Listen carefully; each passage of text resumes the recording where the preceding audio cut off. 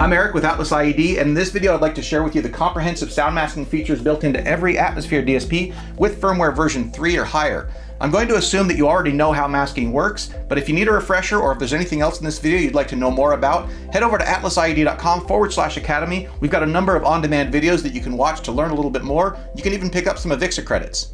Sound masking in Atmosphere is an option you can enable for any mono zone while you're creating the zone, or it can be added to an existing zone later. Just click Edit Zone in the top left corner of the zone's config window and you'll see a selection box to enable masking. Masking is not available for stereo zones because best practice for a stereo zone calls for a focal point such as a display screen or performance stage, and this conflicts with best practices in sound masking. When you enable masking, you'll be able to select from an up-firing or a down-firing configuration. Down-firing or direct field masking requires an additional audio channel because a second masking generator is implemented to eliminate comb filtering. Comb filtering is a byproduct of precisely the same sound coming from more than one source in three-dimensional space.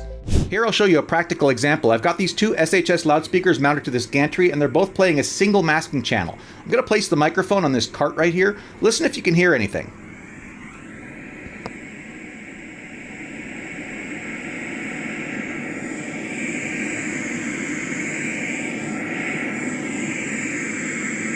And now I'm going to switch one of the speakers to a second masking channel and do the same thing. See if it sounds any different to you.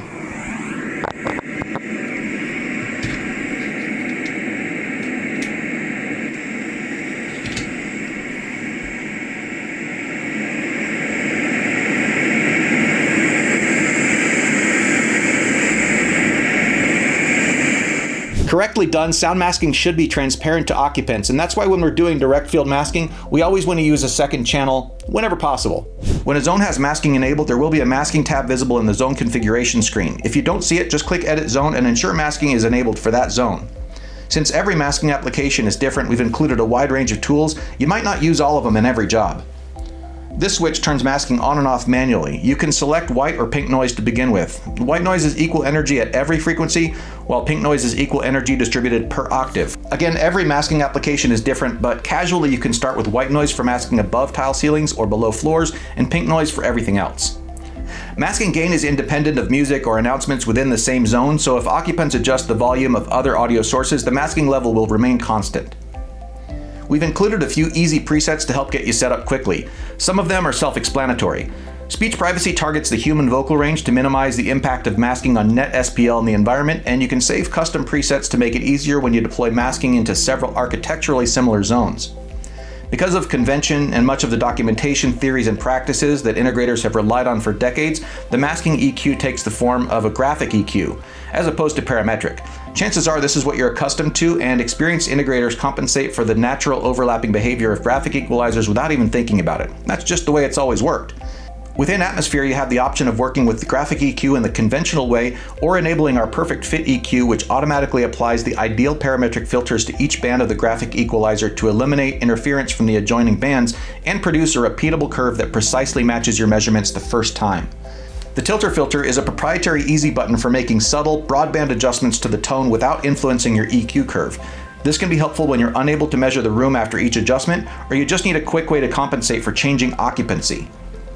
High and low pass filters are provided for the masking signal. This is independent of high and low pass filters, which may also be applied to music or announcements being routed to this zone. Atmosphere continues to offer AtlasIED's popular enhanced privacy feature, which allows occupants to manually select an elevated masking signal level for circumstances that call for increased speech privacy, and then return the masking level to its prior state easily. Finally, Atmosphere provides a scheduled ramp for initial commissioning that allows the occupants to become slowly accustomed to masking, and a daily masking schedule for environments whose security protocols conflict with after-hours masking noise. Once you've configured your zone for masking, you'll see a small signal represented on your zone's output level meter, and it may be necessary to adjust competing audio sources in this zone to ensure they're heard and that they don't exhaust the clip threshold of your amplifier. So thanks for spending a few minutes with me going over Atmosphere's advanced masking features. If you have any further questions, please feel welcome to reach out to us at AtlasIED.com.